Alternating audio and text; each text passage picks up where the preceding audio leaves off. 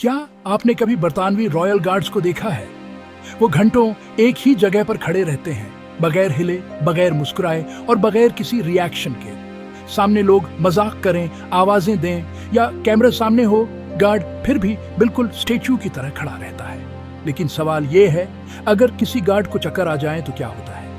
Royal guard होना कोई आम जॉब नहीं। ये ड्यूटी सैकड़ों साल पुरानी है, जो किंग हेनरी 7 के जमाने से चली आ रही है। ये ब्रिटिश आर्मी की सबसे पुरानी और खास यूनिट्स में से एक है। यहाँ डिसिप्लिन सबसे ऊपर होता है। गार्ड्स को सिखाया जाता है कि जज्बात पर कंट्रोल कैसे रखना है, चाहे सूरत जैसी भी हो। यहाँ तक कि उन्हें बाथरूम ब्रेक भी नहीं मिलती, और अगर तबीयत खराब हो जाए तो भी वो अपनी जगह नहीं छोड़ सकते। रॉयल गार्ड्स के लिए रूल्स बहुत सख्त होते हैं। वो ड्यूटी के दौरान हंस नहीं सकते, मुस्कुरा नहीं सकते या इर्द गिर्द लोगों को देखकर कोई रिएक्शन नहीं दे सकते। यहाँ तक कि उन्हें घंटों तक बाथरूम ब्रेक की इजाजत भी नहीं होती। और अगर कोई गार्ड बेहोश होने लगे तो उसे पैनिक नहीं करनी, बल्कि एक खास अंदाज में गिरना होता है, जिसे कहा जाता है फेंट टू अटेंशन। उस तरीके के मुताबिक अगर किसी गार्ड को चक्कर आने लगे तो वो सीधा आगे की तरफ गिरता है, चेहरा जमीन की तरफ, बाजू जिस्म के साथ, और राइफल अब भी अटेंशन की पोजीशन में होती है।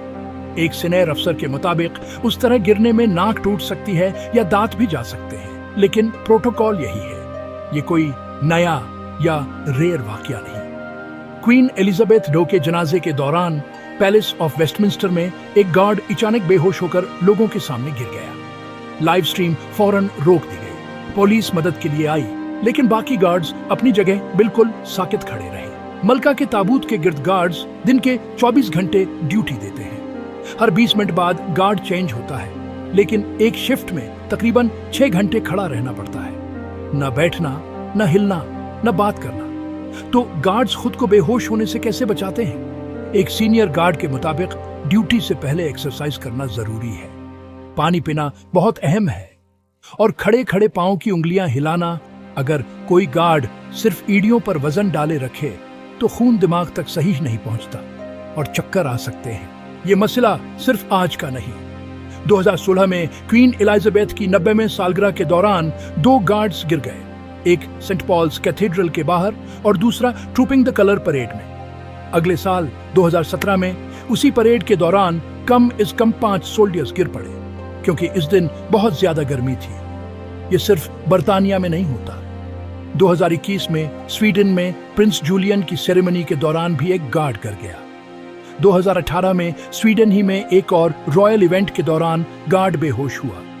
डेनमार्क में भी क्वीन मार्गरेट के इवेंट के दौरान एक सोल्डियर गिर पड़ा, जिसे फौरन वहां से हटा दिया गया। इसीलिए रॉयल गार्ड्स के लिए ये रूल्स बनाए गए हैं कि अगर कोई गिर जाए तो कैसे गिरे, ताकि बाकी गार्ड्स अपनी जगह खड़े रहें और स्टाफ फौरन आकर गिरे हुए गार्ड को ले जाए, इससे पहले कि ज्यादा लोग वीडियो या फोटोज बना लें। आखिर में सवाल यही रहता है, इतनी गर्मी, भारी यूनिफॉर्म, सख्त रूल्स और सिर पर बड़ी सी टोपी, क्या वाकई किसी से ये एक्सपेक्ट किया जा सकता है कि वो घंटों तक बिल्कुल न हिले? शायद अब वक्त आ गया है कि ट्रेडिशन के साथ साथ गार्ड्स की कंफर्ट के बारे में भी सोचा जाए।